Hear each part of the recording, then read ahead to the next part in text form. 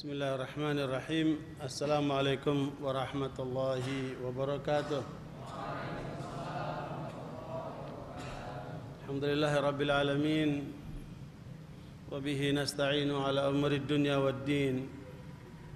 Wassalatu wassalamu ala ashrafil anbiya'i wal mursalin, nabina Muhammadin wa ala alihi wa sahbihi ajma'in. يا أيها الذين آمنوا اتقوا الله حق تقاته ولا تموتن إلا وأنتم مسلمون. سبحانك لا علم لنا إلا ما علمتنا إنك أنت العليم الحكيم.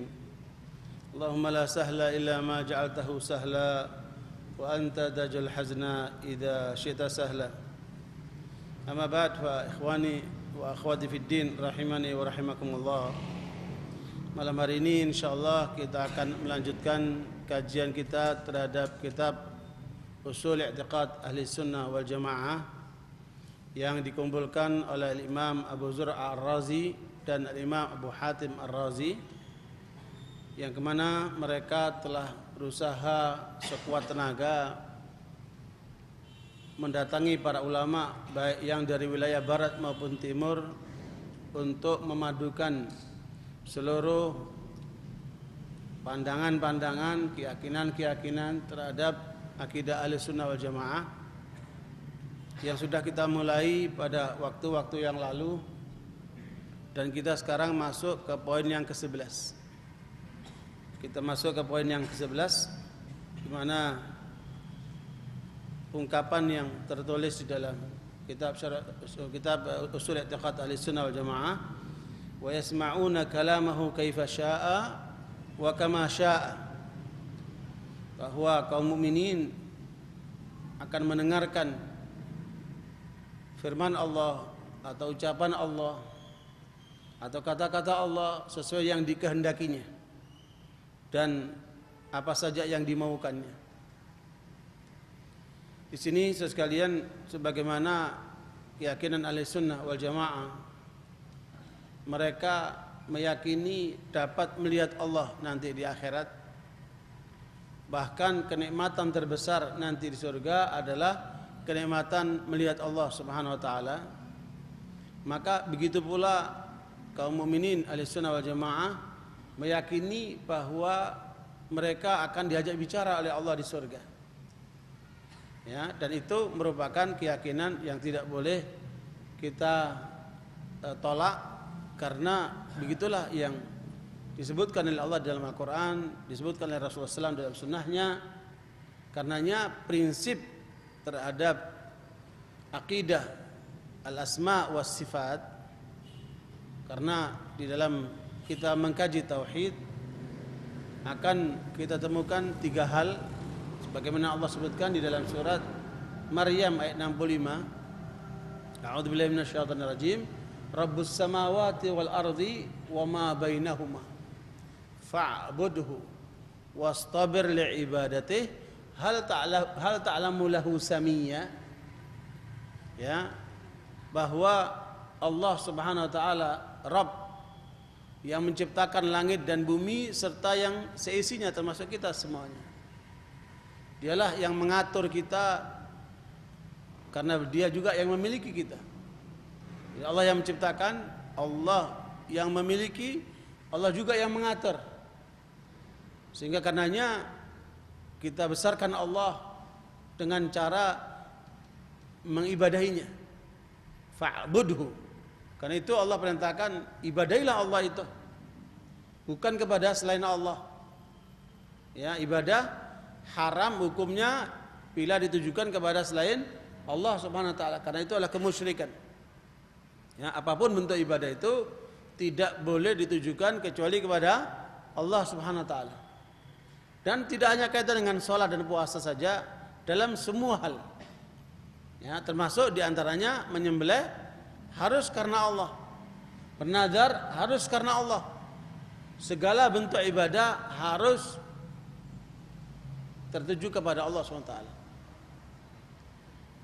Ikhwan barakallahu fikum. Ini hal yang kedua yang dikenal dengan apa? Tauhidul ibadah, atau disebut dengan apa? Tauhid al-uluhiyah.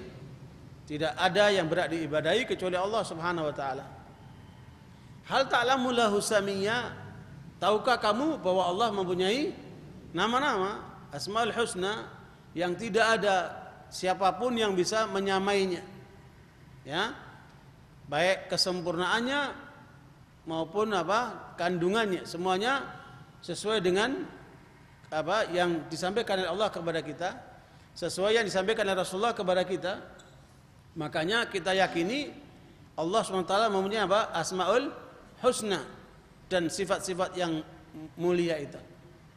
Karenanya sekalian, keyakinan kepada Asmaul Husna wa sifatuh merupakan bagian daripada keyakinan ahli sunnah wal jamaah yang ditetapkan oleh Allah dalam Al-Quran, dan begitu pula oleh Rasulullah SAW dalam sunnah-sunnahnya yang sahih. Makanya prinsip dasar, dua hal prinsip dasar yang harus kemudian senantiasa jangan sampai lupa di dalam kita memahami akidah ini. Yang pertama adalah yakin terhadap semua apa yang tertera di dalam Al-Quran dan tertera dalam sunnah Rasulullah SAW. Itulah disebut dengan nas, itulah disebut dengan syarak.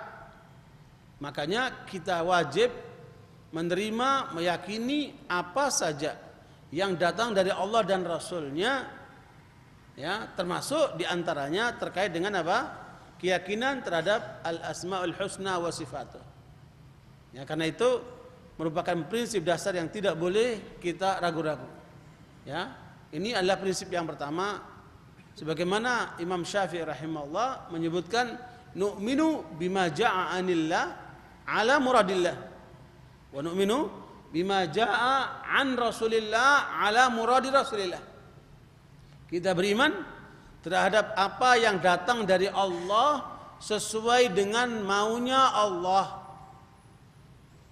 dan kita beriman dengan yang datang dari Rasulullah sesuai dengan maunya Rasulullah. Makanya seluruh penyimpangan aliran-aliran, mulai Jahmiyah sampai kepada dalam kaitan Asmaul Husna, ini paling banyak penolakannya dari kelompok Jahmiyah atau Mu'tazilah atau Syiah atau yang lainnya. Itu disebabkan karena mereka menggunakan akalnya atau melakukan pemahamannya menurut versi mereka. Tidak sesuai dengan maunya Allah, tidak sesuai dengan maunya Rasulullah, tetapi maunya mereka. Akibatnya pemahaman-pemahaman itu menjadi salah kaprah dan kemudian menyimpang. Muncullah pemikiran-pemikiran yang kemudian terkait dengan Allah yang berkaitan dengan Asmaul Husna mereka tolak. Atau kemudian mereka tolak Asmaul Husna, mereka tolak juga sifat-sifatnya. Kalau Mu'tazilah mereka terima Asmaul Husna tapi mereka tolak sifat-sifatnya. Begitu pula kelompok-kelompok yang lainnya yang kemudian menerima Asmaul Husna, kemudian menerima sifat-sifat Allah tetapi dengan penakwilan-penakwilan, bahkan tidak jarang kepada tahrif, memalingkan makna dari makna yang sesungguhnya.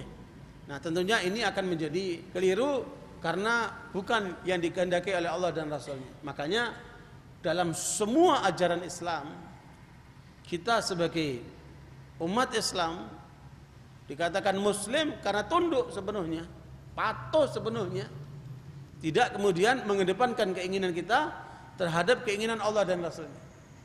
Kita diperintahkan untuk sholat, kita sholat. Kita diperintahkan untuk puasa, kita puasa. Kita diperintahkan untuk haji, kita haji. Bahkan kita diperintahkan kalau haji atau umrah mencukur rambut, kita praktekkan, kita laksanakan. Harus menerima secara totalitas. Makanya kata Imam Sufyan ibn Uyainah, sebagaimana dinukil Imam Al-Ajurri dalam kitab Syariah, ketika menjelaskan rangkaian ajaran-ajaran Islam yang diterima oleh para sahabat radhiyallahu anhum, yang ditanamkan oleh Rasulullah SAW sebagai satu kesatuan yang tidak boleh terpisah. Yang dikatakan oleh Imam Sufyan bin Uyainah bahwa pertama kali Rasulullah SAW menanamkan tauhid, iqrar tauhid kepada para sahabat radhiyallahu anhum. Kemudian mereka terima, sehingga mereka menyatakan dua kalimat syahadat, kemudian mereka menjadi muslim. Kemudian ditanamkan kepada mereka keimanan-keimanan sampai tahun ke-11 Rasulullah SAW mendapatkan perintah untuk melaksanakan sholat. Ketika perintah itu disampaikan oleh Rasulullah kepada para sahabat anhum, semuanya menerima, semuanya melaksanakan sholat. Makanya kata Imam Sufyan bin Uyainah rahimahullah, ya, falamma ja'a amrus shalah, ketika datang waktu perintah sholat kepada mereka, kemudian mereka terima perintah sholat itu. Fa wallahi law ma fa'aluha ma nafa'ahum al-iqrarul awal. Kata Imam Sufyan bin Uyainah, demi Allah kalau mereka tidak melaksanakan perintah sholat, maka tidak ada arti lagi ikrar dua kalimat syahadat mereka. Ketika kemudian mereka melaksanakan sholat dengan sampai mengalami derita, penekanan, pengusiran, penyiksaan, bahkan ada yang dibunuh, seperti Sumayyah dibunuh, ya, begitu pula Ammar bin Yasir disiksa, begitu sahabat-sahabat yang lainnya. Tetapi mereka teguh menjalankan perintah Allah itu. Mereka sholat sampai tahun ke-13 Rasulullah SAW dengan para sahabat semua diperintahkan untuk hijrah ke Madinah. Berangkatlah mereka ke Madinah atas perintah Allah Subhanahu wa taala. Fa wallahi, kata Imam Sufyan bin Uyainah, law ma fa'aluha ma nafa min al awwal wala salatuhum. Kalau sampai perintah hijrah itu tidak dijalankan oleh mereka, maka tidak sah lagi arti ikrar dan salat mereka. Maka turunlah surat ayat ke-97 surat apa? An-Nisa. Innal ladzina tawaffatuhumul malaikatu zalimi anfusihim qalu fima kuntum qalu kunna mustad'afina fil ard alam takun ardullahi wasi'atan fatuhajiru fiha ulaika ma'wahum jahannam wa sa'at masira. Itu turun kepada orang-orang yang tidak mau berhijrah karena keberatan hartanya, keberatan keluarganya, keberatan kampung halamannya, sehingga kemudian turunlah ayat itu mengecam mereka. Na'udzubillah min dzalik. Ketika mereka sudah sampai hijrah ke Madinah, tahun kedua mereka diperintahkan untuk melawan kaum kufar. Udina lil ladzina yuqataluna bi annahum zulimu wa innallaha 'ala nasrihim laqadir. Diperintahkan perang, terjadilah perang Badar. Tahun keberapa? 2 Hijriah. Setelah hijrah, enggak lama 2 tahun berikutnya mereka harus menghadapi perang terhadap kaum kufar yang datang dari Mekah, kemudian dihadang di wilayah Badar, terjadilah perang Badar. Wallahi law ma fa'aluha mana fa miqral awwal wala salatuhum wala hijratuhum. Kata Imam Sufyan bin Uyainah rahimahullah, kalau sampai mereka diperintahkan perang itu tidak mau berperang, maka tidak ada arti lagi, tidak sah lagi hijrah mereka, salat mereka, ikrar mereka. Sampai pada saatnya mereka dikembalikan ke Mekah. Terjadilah Fathu Mekah.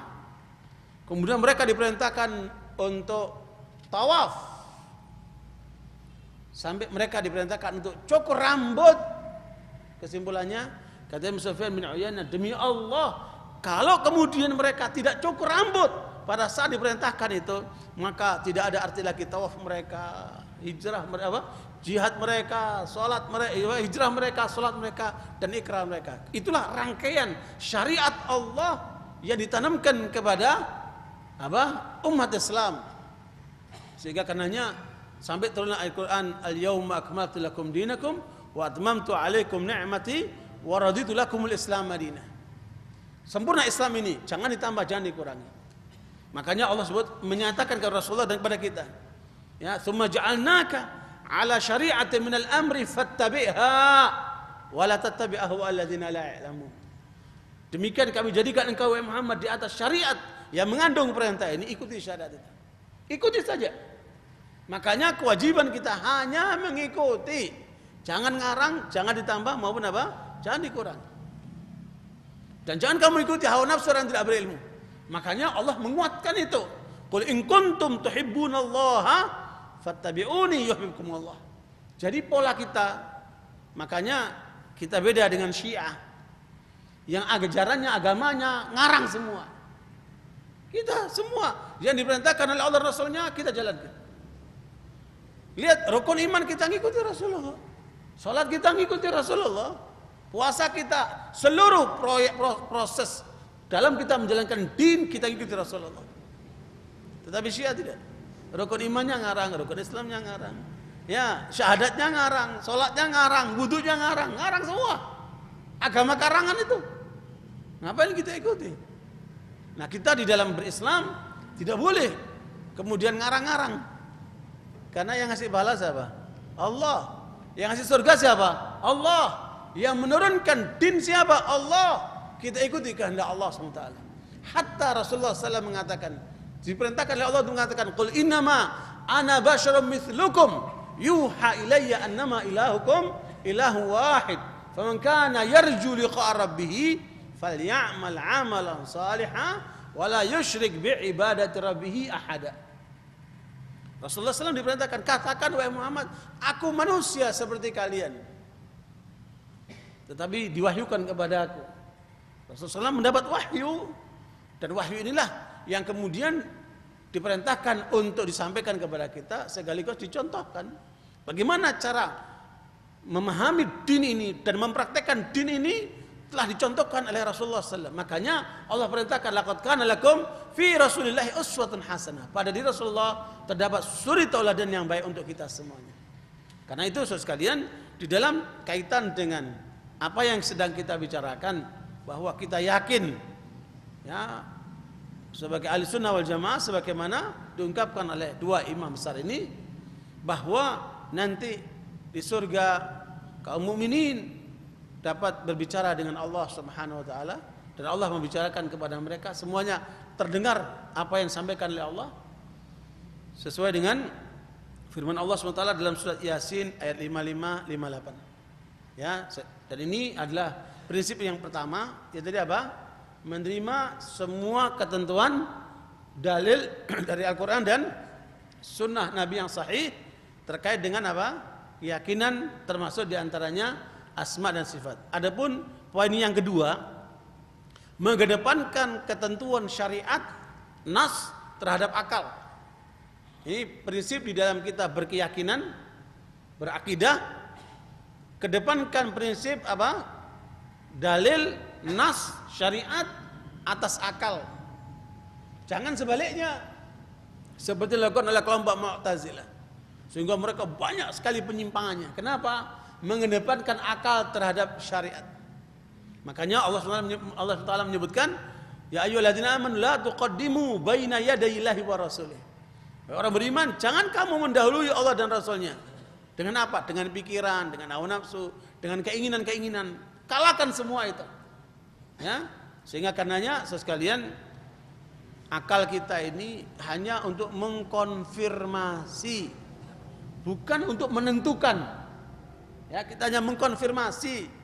Silakan saja mau melihat dengan akal kita, apa hikmah kita sholat 5 waktu, apa hikmah kita kemudian disuruh menikah, apa hikmah kemudian kita disuruh haji, apa hikmah kita disuruh memotong binatang, ternak. Itu semua hikmah wilayah akal untuk mengembangkan. Silakan saja.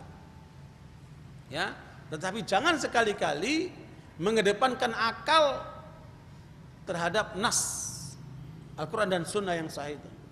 Karena kalau sampai seseorang berani kemudian menggunakan akalnya, mengalahkan ketentuan syariat Al-Quran dan Sunnah itu, maka dia saat itu akan menjadi seperti iblis.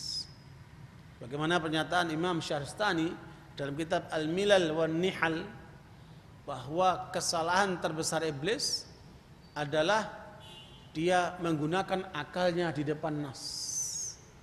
Ya, ketika Allah perintahkan dia untuk sujud kepada Adam, dia menolak. Dia katakan, ana khairum minhu, khalaqtani min nar wa khalaqtahu min tin. Nah, saya lebih baik daripada Adam. Saya engkau ciptakan dari api, Adam engkau ciptakan dari tanah. Inilah akal iblis. Sehingga menurut dia api lebih baik daripada tanah. Apa betul? Apa betul api lebih baik daripada tanah? Ya, peradaban umat manusia, lihat itu. Terbangun dari mana? Dari tanah. Bangunan-bangunan ini dari mana? Dari tanah. Peranan api itu ada, tapi tidak sebesar peranan tanah. Tapi menurut akal iblis, api lebih baik daripada tanah. Makanya banyak api yang kemudian apa? Membakar sono, membakar sini, ya. Melumat sono, melumat sini. Jelas tanah lebih bermanfaat daripada api. Tetapi menurut iblis tidak. Api lebih baik daripada tanah. Karena itu pikiran-pikiran itulah yang kemudian menjadikan dia keberatan menolak satu perintah Allah. Ketika dia menolak satu perintah Allah, diusir oleh Allah itu. Menurut sebagian ulama, sebenarnya iblis tidak pernah ada di surga. Tidak ada ungkapan iblis itu di surga. Ketika diusir, dia tidak dalam posisi di surga. Ya. Karena dia bukan dari jenis malaikat. Sebagian orang salah menganggap iblis itu dari jenis malaikat. Tidak. Malaikat itu diciptakan dari cahaya. Iblis diciptakan dari api. Dan manusia diciptakan dari apa? Dari tanah. Makanya iblis bukan dari jenis malaikat. Ya, dia makhluk lain. Yang kemudian menolak satu perintah Allah, kemudian dia diusir. Kemudian dia bersumpah, "Fabima aghwaytani la'aq'udanna lahum siratakal mustaqim. Thumma la'atiyannahum min baini aydihim wa min khalfihim wa an aymanihim wa an syama'ilihim wa la tajidu aktsarahum syakirin." Disebabkan engkau telah mengusir aku ya Allah. Engkau laknat aku, engkau usir aku. Maka aku akan berusaha untuk menyesatkan manusia dari jalanmu yang lurus. Ini sumpah iblis di depan Allah. Berani banget kan? Sombong banget itu kan? Allah jadi lawan sama dia. Na'udzubillah min dzalik. Nah, kenapa dia berani? Karena sebelumnya dia telah menolak satu perintah Allah. Imam Syarastani menyebutkan bahwa penyebab kenapa dia berani menolak perintah Allah karena akalnya. Sehingga apabila kita menemukan seseorang berani menggunakan akalnya menolak syariat Allah, menentang syariat Allah, maka ketahuilah orang itu sama dengan iblis. Dan itulah yang terjadi dengan banyak kelompok liberal, ya, atau kelompok yang menyebut dirinya sebagai modernis atau inklusif, atau yang sekarang lagi ramai dikenal dengan liberalis itu. Ya, karena mereka tidak menggunakan dalil yang qat'i dari Quran dan Sunnah, tetapi lebih mengedepankan akalnya. Sehingga banyak mereka menolak Al-Quran, menolak Sunnah, hanya dasarnya akalnya. Maka saat itu posisinya sama dengan iblis. Dan jangan kita kemudian mengikuti jejak yang seperti itu. Ya, karena akal kita terbatas. Ya, makanya apa yang muncul dari manusia sifatnya relatif. Kebenaran yang datang dari manusia apa? Relatif. Tetapi kebenaran yang datang dari Allah merupakan kebenaran apa? Mutlak.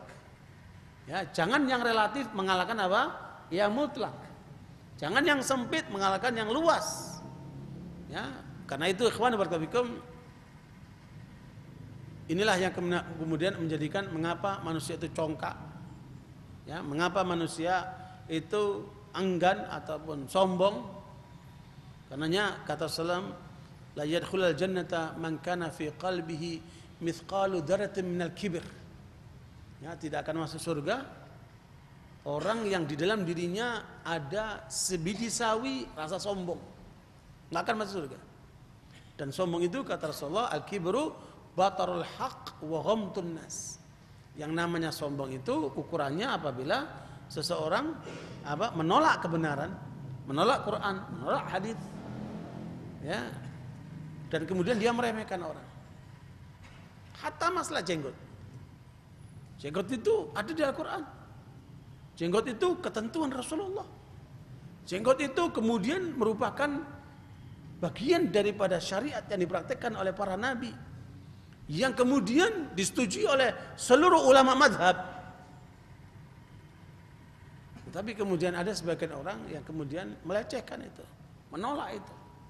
Bahaya dia. Dia dalam bahaya. Karena itu syariat Allah SWT. Itu syariat Rasulullah SAW. Adapun hikmah kenapa harus pakai jenggot, nah itu bisa silakan diteliti sebagaimana yang diteliti oleh jurnal American Scientist, suatu jurnal ilmiah yang dilakukan oleh lembaga riset Amerika, bahwa mereka yang menggunakan jenggot itu akan dapat terhindar dari penyakit kanker yang ada di sekitar apa? Wilayah jenggot itu. Tenggorokan, kanker mulut, kanker apa. Subhanallah. Bagaimana yang enggak ada jenggotnya? Enggak usah maksa. Iya. Enggak usah maksa. Nah, itu karena apa? Pemberian dari Allah SWT. Memang banyak kita temukan ada ulama-ulama yang enggak punya jenggot. Ya. Dan mereka mengatakan, sungguh aku berharap kalau bisa keluar jenggotku saya bayar sampai ribuan dinar. Saking kepinginnya punya, tapi nggak punya, sudah nggak usah dipaksain. Nah, itu pemberian dari Allah Taala. Kayaknya azan deh. Ya silakan azan dulu, nanti kita lanjutkan. Alhamdulillah. Wassalatu wassalamu Rasulullah ba'd. Ikhwani fiddin rahimani wa rahimakumullah. Itulah dua prinsip dasar yang harus senantiasa kita ingat ketika terkait dengan keyakinan yang tidak boleh bergeser karena pengaruh-pengaruh yang datang dari pikiran-pikiran manusia atau hawa nafsu yang ditimbulkan oleh manusia. Makanya di dalam keyakinan yang terkait dengan bahwa penduduk surga akan mendengarkan firman Allah atau kata-kata dari Allah atau firman dari Allah atau ungkapan dari Allah, disebutkan di dalam surat apa? Yasin ayat 55 sampai ayat 58. A'udzubillahi minasyaitonir rajim. Inna ashabal jannatil yawma fi syughlin fakihun. Hum wa azwajuhum fi dhilalin 'alal araiki muttaqi'un. Lahum fiha fakihatun wa lahum ma yad'un. Salamun qawlan min rabbir rahim. Sesungguhnya penghuni surga pada hari itu mereka bersenang-senang dalam kesibukan. Artinya sibukan mereka hanya apa? Senang-senang. Mereka dan pasangan-pasangannya berada dalam tempat yang teduh, bersandar di atas dipan-dipan. Di surga itu mereka memperoleh buah-buahan dan memperoleh apa saja yang mereka inginkan. Jadi di surga sudah enggak ada ibadah lagi. Di surga hanya apa? Bersenang-senang, menikmati semua yang disediakan oleh Allah di sana. Dan yang menarik ayat yang 58, kepada mereka dikatakan salam, selamat, sebagai ucapan selamat dari Tuhan yang Maha Penyayang. Salamun qaulan min rabbir rahim. Siapa yang ngomong? Allah. Allah mengucapkan kepada para penduduk surga, selamat buat kalian. Ya. Kalau di dalam akhir surat Az-Zumar Allah menyebutkan wasiqal ladzina taqaw rabbahum ilal jannati zumara hatta idza ja'uha wa futihat abwabuha wa qala lahum khazanatuha salamun alaikum tibtum fadkhuluha khalidin. Yang ngomong siapa? Malaikat. Malaikat ngomong kepada calon-calon penduduk surga yang sedang digiring menuju surga, selamatlah buat kalian karena memang kalian orang-orang baik. Tibtum fil i'tiqad, tibtum fil kalam, tibtum fil a'mal, tibtum fil mawaqif, tibtum fil akhlaq, tibtum fi kulli syai'. Karena memang orang baik kalian itu memang pantas menuju surga. Kalian baik dalam keyakinan kalian, kalian baik dalam ucapan kalian, kalian baik dalam perilaku kalian, kalian baik dalam penampilan-penampilan kalian, kalian baik dalam akhlak dan perilaku-perilaku yang lainnya. Semua kalian baik. Menarik ungkapan daripada Al-Qurtubi, al-kalimut thayyibu huwa tauhid as-sadiru an aqidatin thayyibah. Ya, sesuatu yang bagus, ucapan yang bagus adalah muncul dari tauhid disebabkan kepada keyakinan yang bagus. Makanya jangan lupa, kalau akan ingin menjadi calon penduduk surga, maka kita harus bagus semuanya. Innallaha thayyibun la yaqbalu illa thayyiban. Allah yang maha thayyib itu, yang maha bagus itu, menghendaki kita kalau mau masuk surga, kamu harus bagus semuanya. Bagus keyakinan, bagus ucapan, bagus perbuatan, bagus akhlak, bagus semuanya. Ikhwan barakallahu fikum, inilah firman Allah yang harus kita yakini kebenarannya. Karena al-kalimut thayyib, ungkapan yang baik itu ada 3 kandungannya. Ya. Para ulama menyebutkan kandungan al-kalimut thayyib yang pertama adalah seluruh isi Al-Qur'an adalah al-kalimut thayyib. Semua ucapan bagus. Kenapa? Karena Al-Qur'an merupakan firman Allah yang maha sempurna. Ya, nanti kita ungkapkan bagaimana Al-Quran menyebutkan tentang kalimat ini. Karenanya sekalian, kesadaran kita terhadap Al-Quran sebagai firman Allah, yang apabila seseorang berani menolak satu kata saja, maka dia akan kafir keluar Islam. Beda dalam keyakinan Syiah. Kita baca dalam buku-buku ulama-ulama Syiah, kita menolak tuduhan kata mereka bahwa Syiah itu dituduh mengatakan Quran itu kurang, Quran itu ditambah. Kita menolak keyakinan seperti itu. Dan itu diungkapkan diantaranya oleh ulama besar Syiah dalam kitab Aqaidul Imamiyah. Dia mengatakan siapa yang meyakini Quran itu kurang atau ditambah, adanya tahrif dalam Al-Quran, maka orang itu adalah orang yang salah, orang itu orang yang keliru. Tidak dikatakan kafir sama dia. Kenapa? Inilah bahasa penipuan mereka itu. Kalau sampai dia berani mengatakan kafir orang yang mengatakan Quran itu ditambah dan dikurangi, itu maknanya dia telah mengkafirkan sekian banyak ulama-ulama Syiah, bahkan marja' Syiah itu. Termasuk diantaranya kitab Ushul Kafi Al-Kulaini, karena dia meyakini Quran itu ada penambahan dan pengurangan.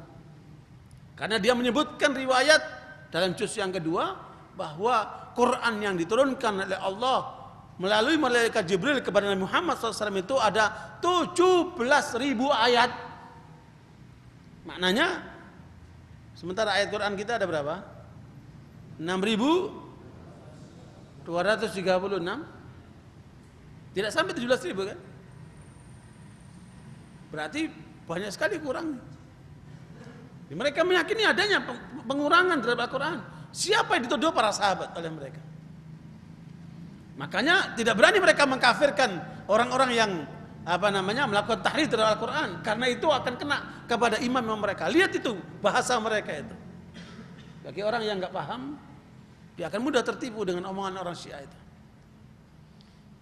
Yang lucu lagi dalam buku bahasa Indonesia yang dikarang oleh Husin Nasr yang diterbitkan oleh pihak Syiah, Antologi Islam, dia menyebutkan 17.000 itu maksudnya Quran yang ada itu ditambah dengan catatan-catatan Imam Ali. Bohong. Karena riwayat yang menyebutkan tidak ada catatan Imam Ali di situ. Innal Qur'an alladzi yanzilu ala nabiyina Muhammad sallallahu min qibali Jibril 17,000 ayat. Ya, Quran yang turun kepada malaikat Jibril kepada Nabi Muhammad sallallahu itu ada 17.000 ayat. Enggak ada catatan Ali di situ. Ngarang mereka untuk menutupi kelemahannya itu. Seperti itu.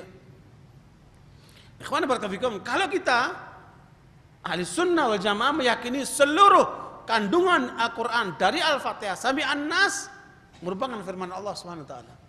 Tidak ada situ campur tangan manusia. Makanya ketika ada seorang Yahudi masuk Islam di zaman Ma'mun, ditanya apa yang menyebabkan kamu masuk Islam? Kata dia, saya mencoba untuk membuat 3 eksemplar dari kitab Taurat Nabi Musa alaihissalam, Old Testament. Saya bikin 3 eksemplar, tapi saya tambahin, saya kurangi. Kemudian saya jual di kalangan orang-orang rahbi-rahbi Yahudi itu. Mereka beli, nggak ada satupun yang mengembalikan. Berarti mereka nggak tahu di situ ada penambahan, ada pengurangan. Kemudian saya bikin lagi 3 eksemplar Injil, Bible, New Testament yang dibawa Nabi Isa AS menurut versi mereka. Dibikinlah 3 eksemplar, sama dia ditambahin sama dia dikurangi. Kemudian dijual kepada pihak gereja. Ya, ternyata dibeli tidak satu pun dikembali. Kemudian yang ketiga, dia bikin Al-Qur'an 3 eksemplar, ditambahin dan dikurangi. Kemudian dia jual ke tukang loak. Bukan ke ulama. Ke tukang loak.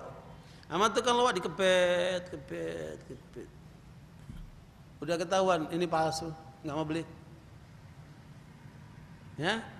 Dan sejak itu saya yakin ini adalah kitab suci yang dijaga oleh Allah. Adapun yang 2 itu tidak dijaga oleh Allah. Ya. Dan karena itu dia kemudian masuk Islam.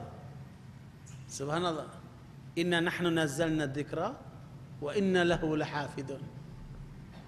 Yang lucu ulama Syiah itu bilang sama pengikutnya, kita Quran yang sebenarnya kita yakini itu ada 17.000 ayat, itu masih dipegang imam yang gaib. Jadi untuk sementara pakai Quran yang ini dulu. Jadi sementara pakai Quran apa? Yang ini dulu. Jadi memang Syiah itu agak mengarang itu.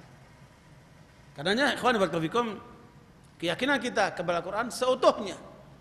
Man angkara syai'an ma'luman minad dini bid-darurah fa huwa kafir. Itu kesepakatan seluruh ulama. Siapa yang mengingkari sesuatu bagian yang sudah disepakati yang jelas, maka dia kafir secara ijma'. Termasuk kalau ada orang meyakini terdapat pengurangan dan penambahan terhadap Al-Qur'an.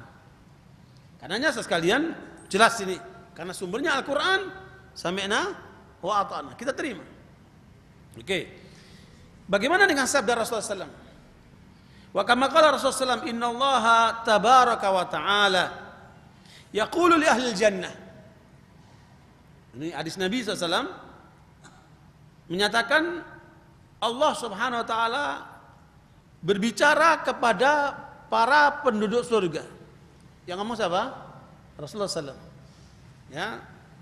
Selama hadisnya sahih dari Nabi, kita yakini kebenarannya. Dan hadis ini adalah riwayat Bukhari, Muslim dan Musnad Imam Ahmad. Hadisnya sahih. Ya. Innallaha tabaraka wa ta'ala yaqulu li ahli jannah. Allah tabaraka wa ta'ala berbicara kepada penduduk surga. Ya ahlal jannah, wahai para penduduk surga. Yaquluna labbaika rabbana wa sa'daik. Ketika Allah menyebut tentang penduduk surga, para penduduk surga mengatakan, "Iya ya Allah, kami memenuhi panggilan."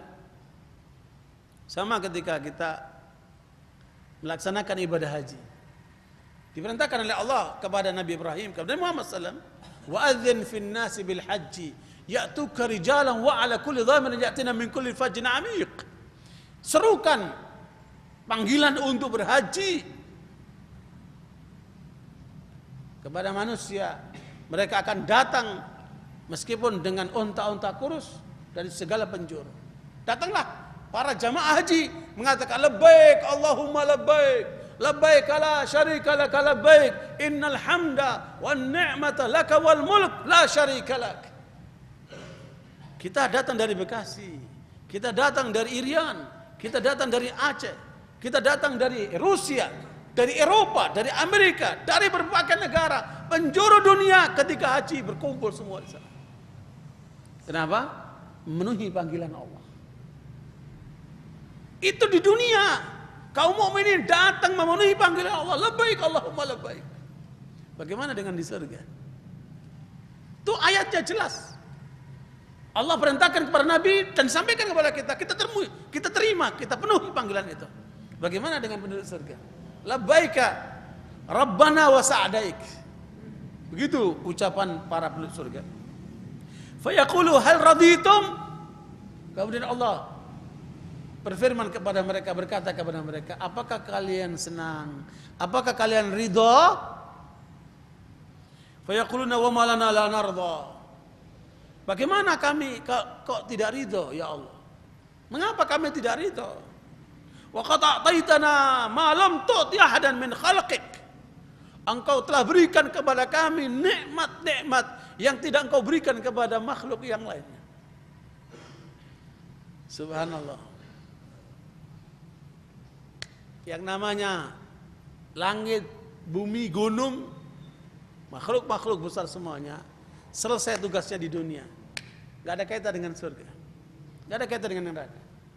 Kenapa? Karena amanat ini telah ditawarkan langit, bumi dan gunung semuanya keberatan. Inna aradna al-amanata 'ala samawati wal ardi wal jibal fa abaina yahmilnaha wa ashfaqna minha wa hamalaha al-insan innahu kana zaluman jahula. Amanat risalah ini kalau kamu tunaikan dengan benar, kamu akan diberikan surga. Kalau kamu tidak tunaikan, kamu akan diberikan neraka. Langit, bumi, gunung, semua makhluk besar semuanya, mereka keberatan tidak ya Allah. Cukup kami, keberadaan kami di dunia saja. Sampai hari kiamat selesai, tidak ada tanggung jawab lagi, kecuali manusia yang menerima amanat itu.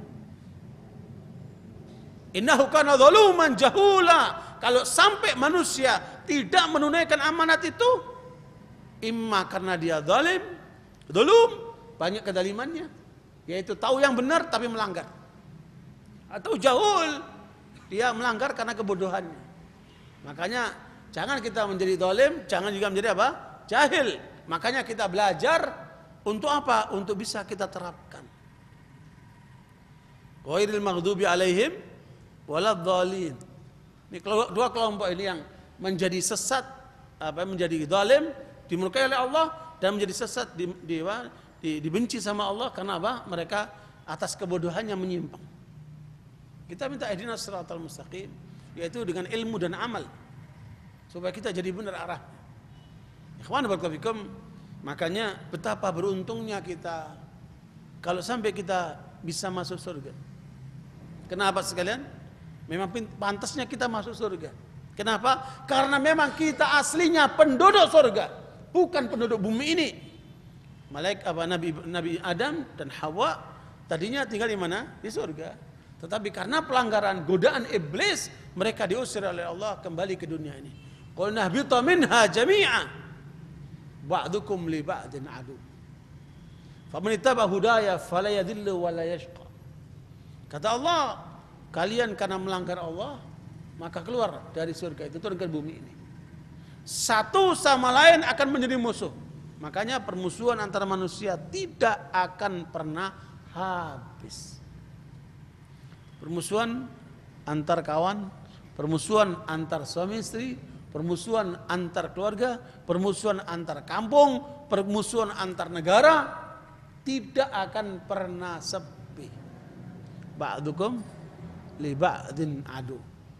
Makanya kaum mukminin harus selalu menyadari tidak boleh ada pertikaian antara mereka.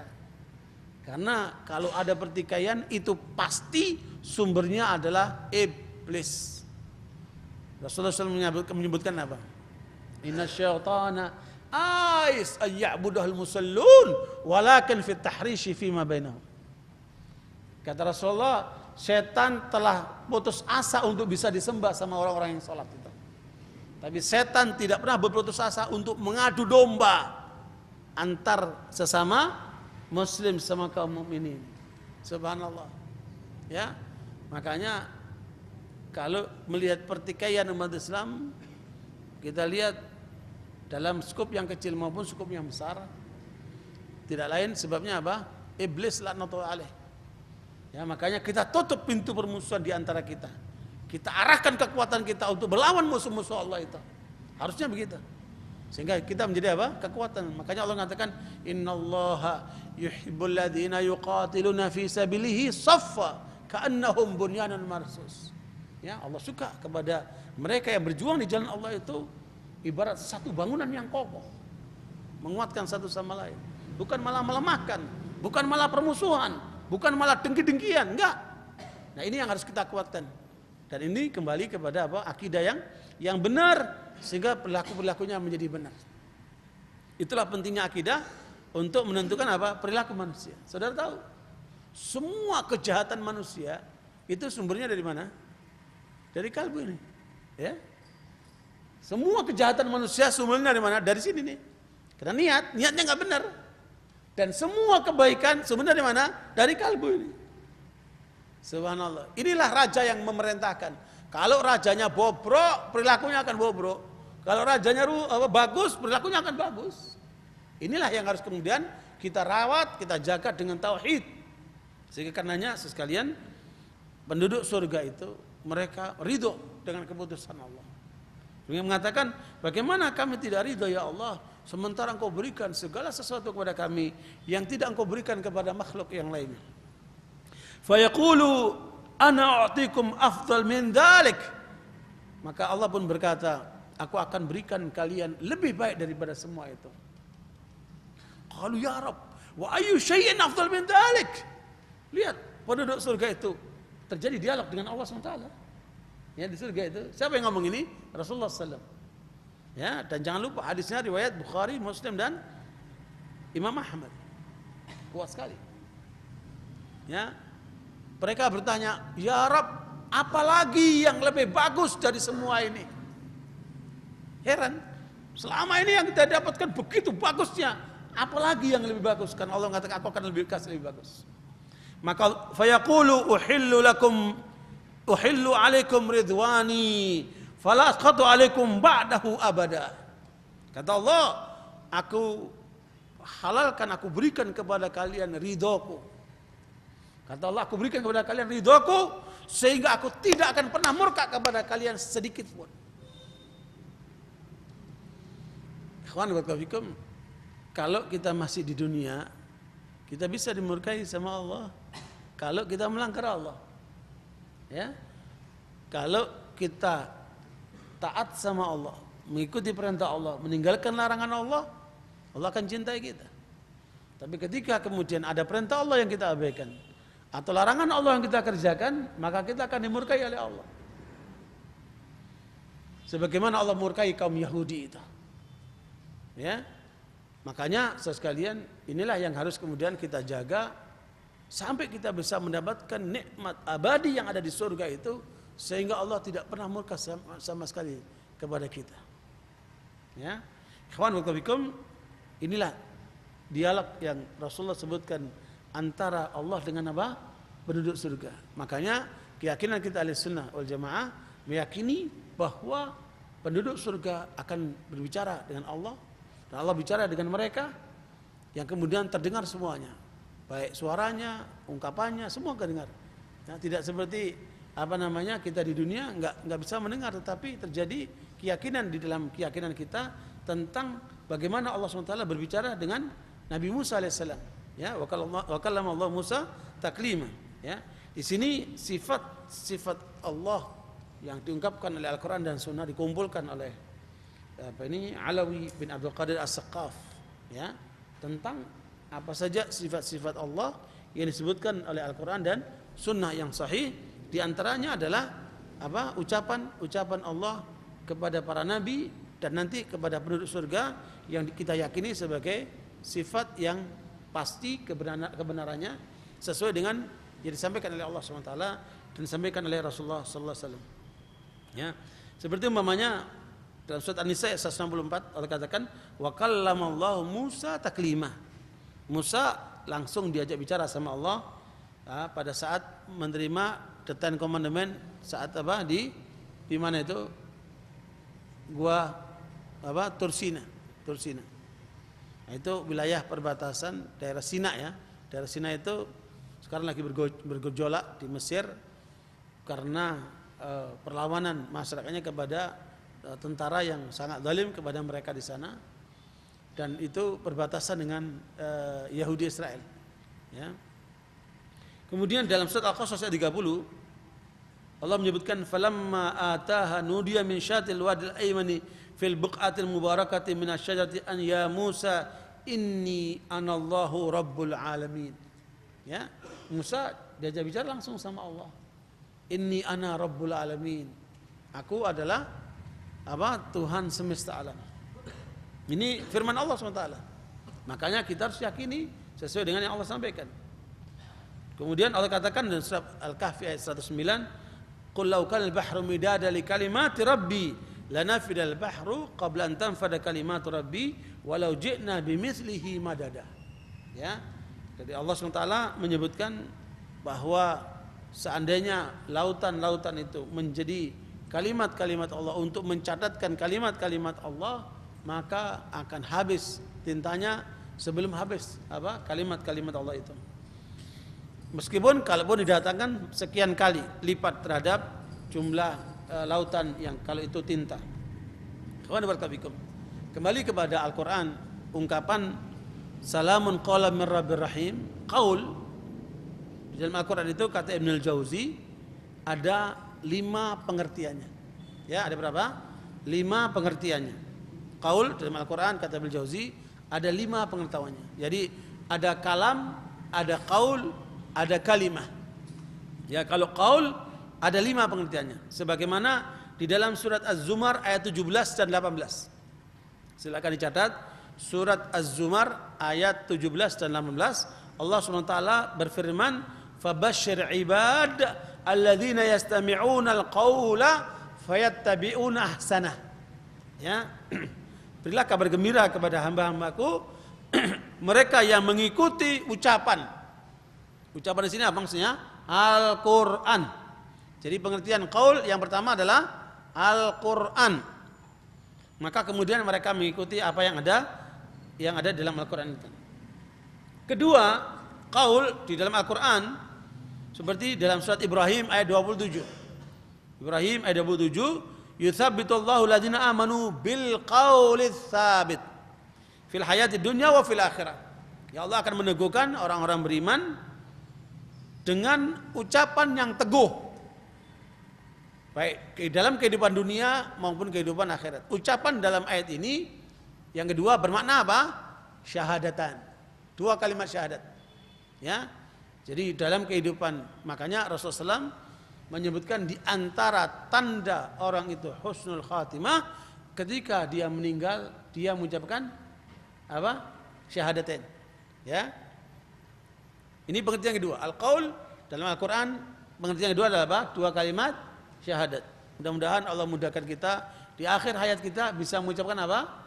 2 kalimat syahadat. Karena itu adalah tanda daripada man kana akhiru kalami la ilaha illallah dakhalal jannah. Siapa yang di akhir ucapannya mengucapkan la ilaha illallah, dia akan masuk surga. Tapi memang tidak gampang. Ya, tidak apa? Tidak gampang. Ya, hanya mereka yang dapat karunia dari Allah yang dimudahkan untuk itu. Ya, makanya perbanyaklah mengucapkan la ilaha illallah. Ya, mengucapkan 2 kalimat syahadat karena seseorang akan diwafatkan oleh Allah sesuai dengan apa? Kebiasaannya. Ya. Sehingga karenanya saya bertanya kepada jamaah haji saya, dokter spesialis jantung. Saya bilang, "Pak dokter, pernah enggak lihat pasien meninggal di depan Pak dokter? Nazaknya itu di depan Pak dokter." Kata dia, "Jangan salah Pak Ustadz, kematian manusia itu karena jantung itu cukup besar. Ya, kematian manusia disebabkan apa? Serangan jantung itu apa? Cukup besar. Sehingga saya pun sering menemukan orang meninggal di depan saya pada saat nazak. Kemudian saya tanya, apakah Pak dokter ketika menyaksikan orang-orang yang nazak itu, yang kata dia saya sudah menemukan di depan saya ratusan pasien yang meninggal di depan dia. Ya, kata si dokter itu. Dari ratusan pasien itu, pernah nggak Pak dokter menemukan pasien yang ketika meninggal mengatakan la ilaha illallah, la ilaha illallah? Kata dokter itu, buru-buru Pak Ustadz, yang dipanggil kolam. Mau mati manggil kolam coba. Ya, rupanya dia punya kolam yang biasa diurusin, gak ada yang ngurusin, panggil kolamnya. Ya.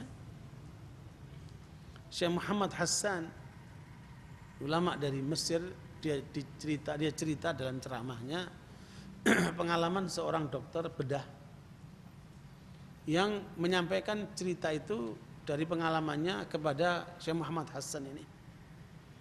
Kata dokter ini, ada kejadian ya Syekh yang saya alami sebagai dokter bedah, seorang pasien yang dia ini hafal Quran. Karena dia harus dioperasi dan operasi itu membutuhkan waktu lama, ya minimal 4 jam. Maka dia suatu kali saya lihat menangis. ketika mau dioperasi itu menangis.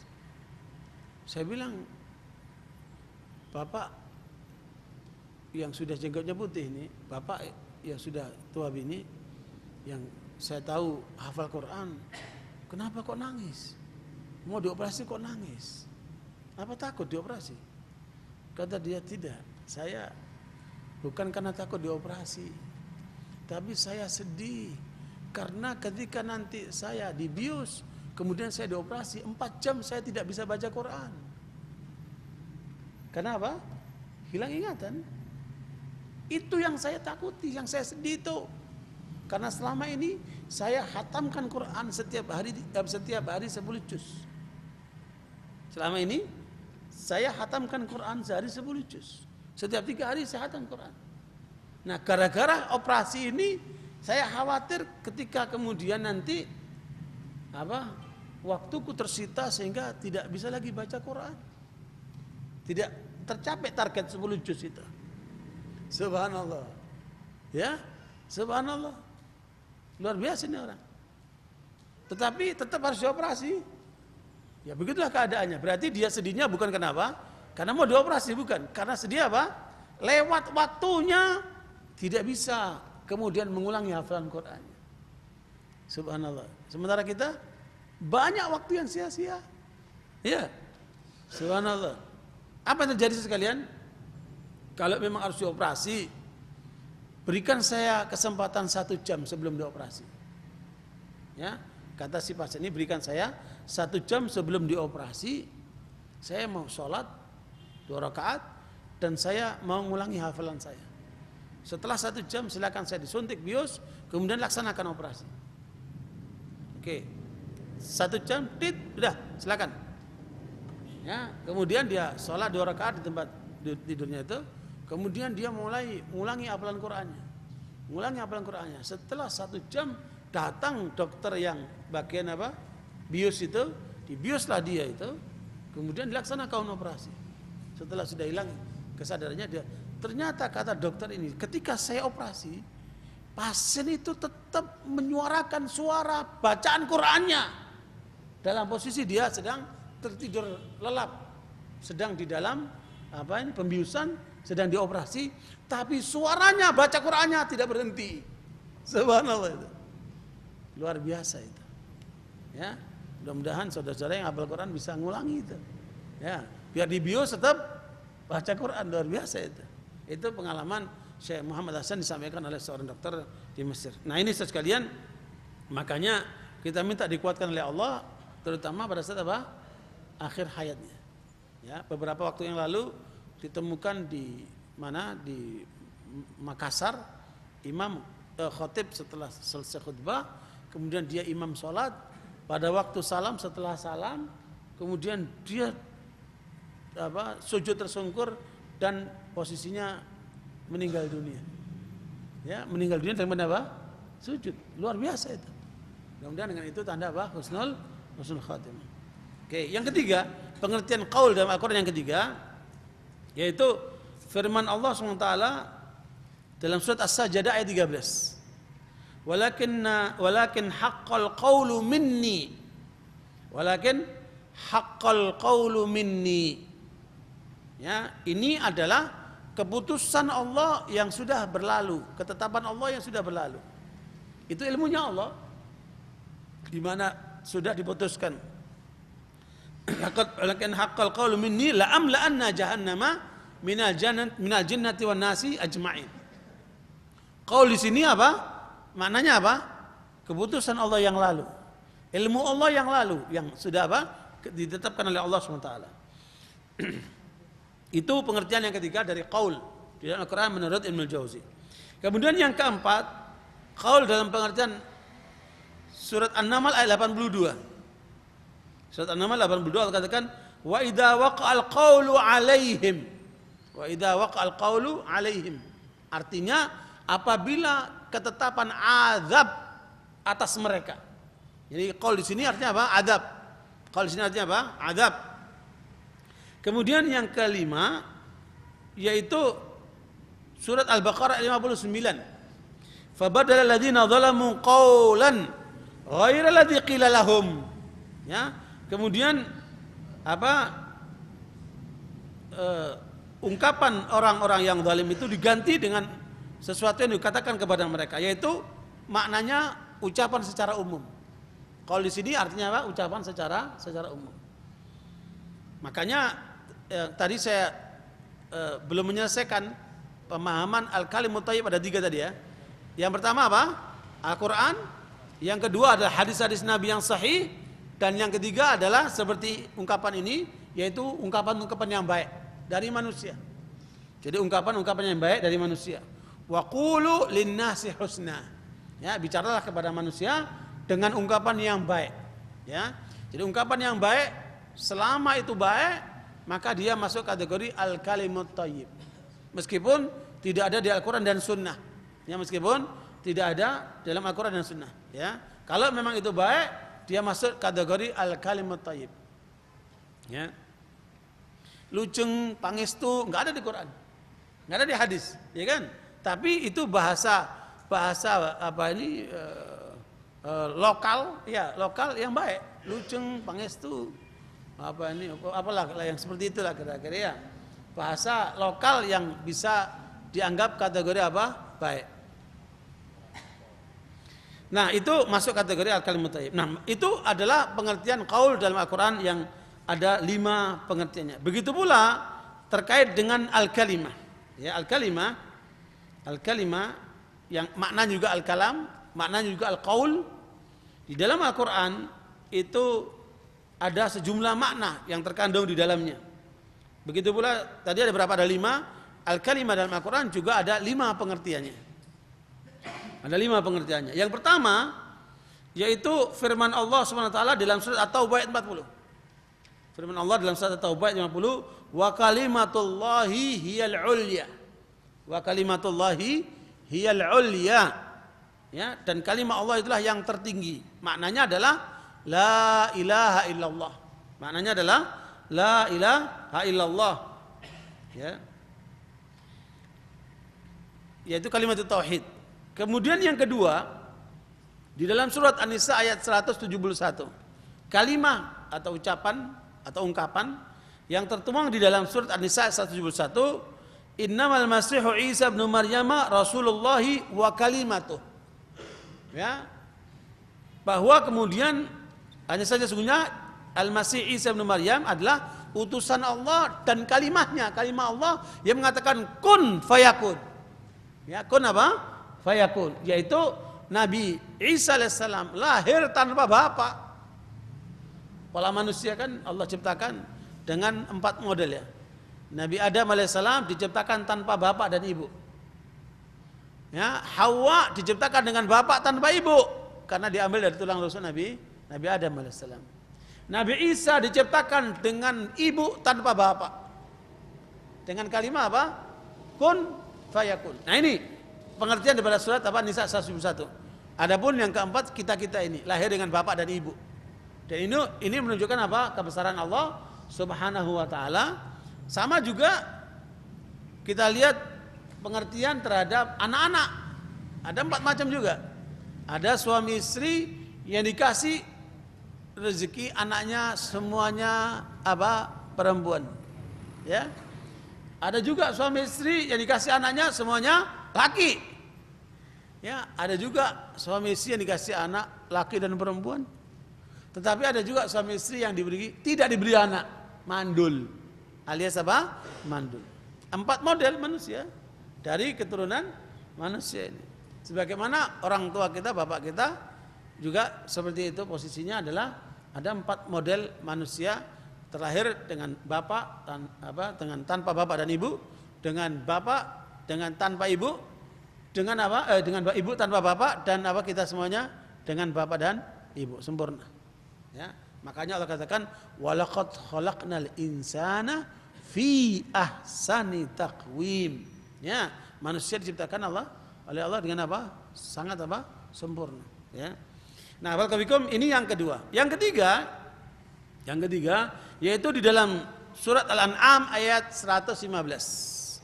Wa tammat kalimatu rabbika sidqan wa adla la mubaddila li kalimatih. Ya. Di sini kalimah artinya al-qadiyah, ya, masalah, ya. Kalimah di sini adalah masalah, ya. Dan kalimat Tuhanmu telah mengandung kebenaran dan keadilan, ya, sehingga tidak ada perubahan terhadap kalimat-kalimatnya itu. Ikhwan barakallahu fikum, kata Fairuz Abadi bahwa kullu qadiyatin tusamma kalimah, setiap masalah disebut dengan apa? Kalimah, ya.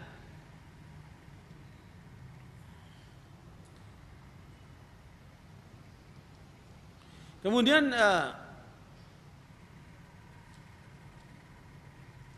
yang keempat al-kalimah yang keempat yaitu pada surat Al-A'raf ayat 137.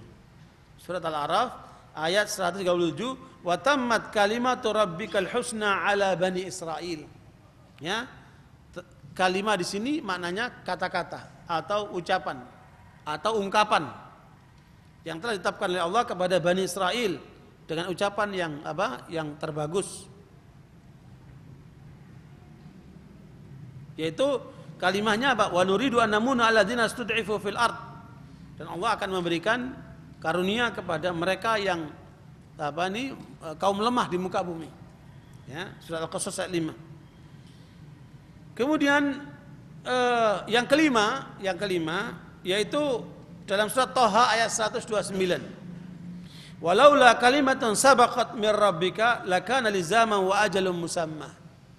Ya, kalimat di sini adalah pengertiannya ketentuan Allah yang sudah ditetapkan.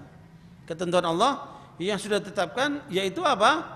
Annahu la yu'adzibu ahadan illa ba'da qiyamil hujjati alaih.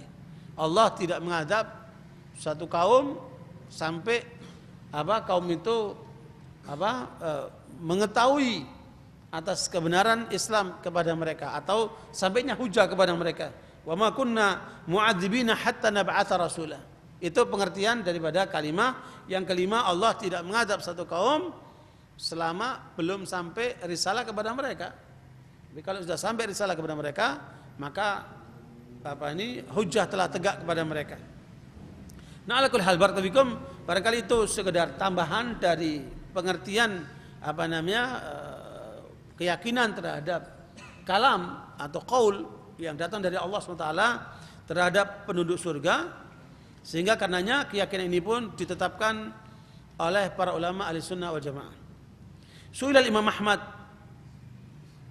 rahimahullah, Imam Ahmad pernah ditanya, Allah yukallimu abdahu yaumal qiyamah, apakah Allah akan berbicara dengan hambanya pada hari kiamat? Maka Imam mengatakan, na'am, faman yaqdi bainal khalaiq illa Allah yukallimu abdahu wa yas'aluhu Allah mutakallimun lam yazillahu ya'mur bima yasha wa yahkum wa laysa lahu 'adlun wala mithl wa kaifa sya'a wa anna sya'a. Ya. Imam Ahmad mengatakan, iya, siapa yang akan memutuskan semua perkara manusia di hari kiamat nanti kecuali Allah Subhanahu wa taala, sehingga Allah akan berbicara dengan hambanya dan menanyakannya, dialah Allah yang Maha berbicara, dan itu akan ditentukan sesuai dengan kebesaran Allah Subhanahu wa taala. Tidak ada yang menyerupai Allah sedikit pun sesuai dengan kehendaknya. Laisa kamitslihi syai'un wa huwas samiul basir. Makanya tidak boleh terbayang oleh pikiran kita bahwa ucapan Allah, bicaranya Allah sama dengan kita. Ya, itu keliru, karena tidak ada yang bisa menyerupai Allah Subhanahu wa taala kecuali Allah sendiri. Laisa kamitslihi syai'un wa huwas samiul basir. Sehingga karenanya kita hanya meyakini sesuai dengan ketentuan Allah dan Rasulnya bahwa Allah akan berbicara kepada penduduk surga sebagaimana berbicara kepada apa penduduk akhirat nantinya. Ikhwan wa fikum, makanya apa yang bisa kita ambil pelajaran dari keyakinan kita bahwa Allah yang berbicara lewat Al-Qur'an kepada kita, firman-Nya yang apa ini, yang utuh itu, yang sempurna itu, sehingga kemudian menjadi keyakinan kita bahwa seluruh isi Al-Quran itu adalah firman Allah. Ya, beda dengan hadis qudsi. Hadis qudsi itu, ya, kalau Quran lafaz dan maknanya dari Allah. Kalau hadis qudsi, ya, maknanya dari Allah, lafaznya dari Rasulullah. Beda. Ya, dan hadis qudsi tidak seperti Al-Quran yang kalau dibaca mengandung ibadah seperti ini. Karena seluruhnya datang dari Allah. Sementara hadis qudsi apa maknanya dari Allah, lafaznya dari Rasulullah. Ya. Adapun hadis Nabi, makna dan lafaznya dari Rasulullah SAW, ya, dan itu merupakan pemberian dari Allah SWT. Wa 'allamaka ma lam takun ta'lam wa kana fadlullahi 'alaika 'azima. Nah, barakallahu fikum sekalian, apa yang bisa kita ambil dari pelajaran pada kajian ini? Bagaimana kita senantiasa menjaga ucapan kita untuk senantiasa mengikuti ucapan-ucapan Allah di dalam Al-Quran ini. Sehingga kalau ucapan kita itu mengikuti Al-Quran, itu pasti benar. Makanya kita bagaimana mengendalikan lisan ini, Rasulullah SAW telah mengajarkan kepada kita sebagaimana hadis riwayat Bukhari. Ya, Rasulullah mengatakan, "Man yadmanu li ma baina lihyaihi wa baina rijlaihi admanu lahul jannah." Ya, Nabi SAW menyatakan, siapa yang menjamin bagiku untuk menjaga antar dua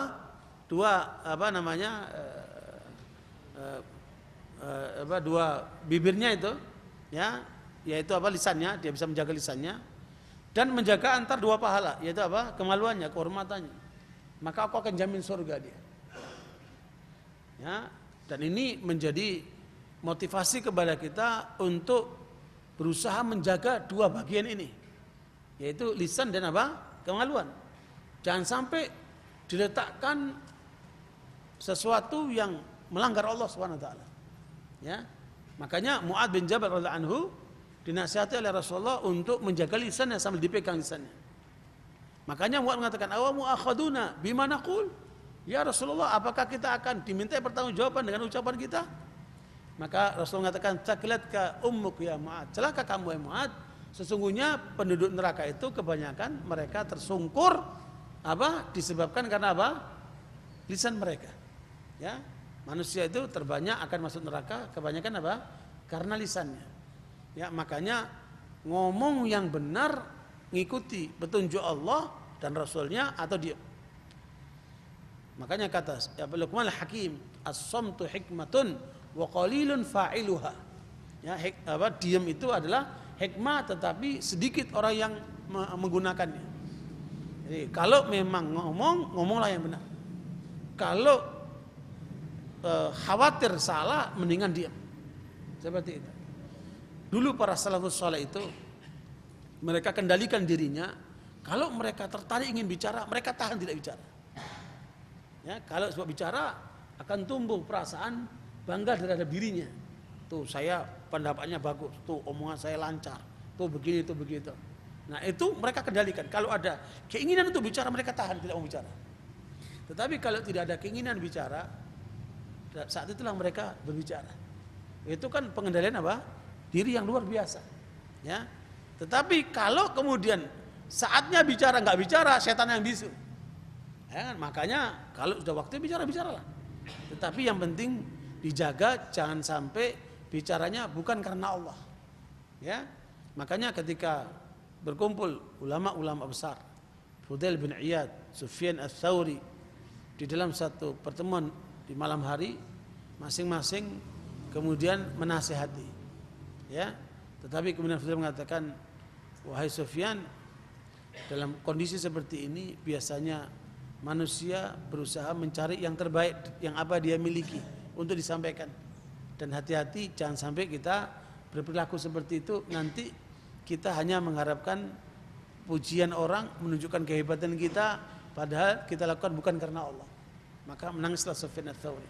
Ya, karena itu ikhwan barakallahu, makanya tanda orang bodoh Al-kalamu fi ghairi nafa. Tanda orang bodoh itu kalau ngomongnya enggak bermutu. Ya, tanda orang bodoh kalau ngomongnya sembarangan. Ya, tetapi kita bisa tahu seseorang kalau orang itu ngomongnya benar. Ya, dan benar itu kalau merujuk kepada Al-Quran dan Sunnah. Atau paling tidak yang ketiga tadi, merujuk kepada ucapan yang baik.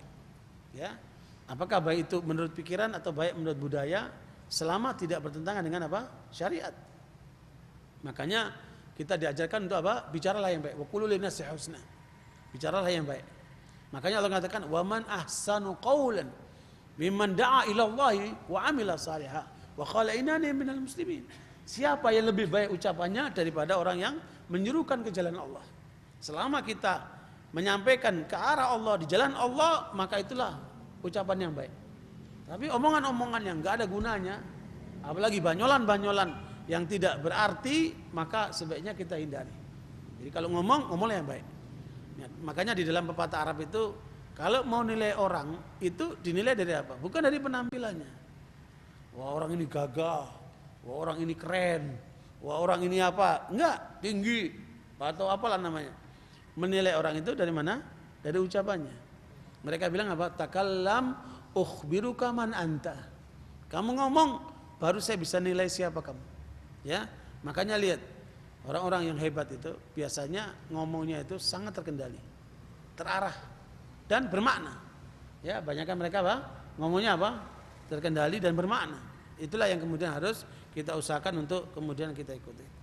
Nah, Rasulullah SAW menyebutkan dari Imam Ahmad dengan sanad yang hasan, beliau mengatakan la yastaqimu imanu 'abdin hatta yastaqima qalbuh.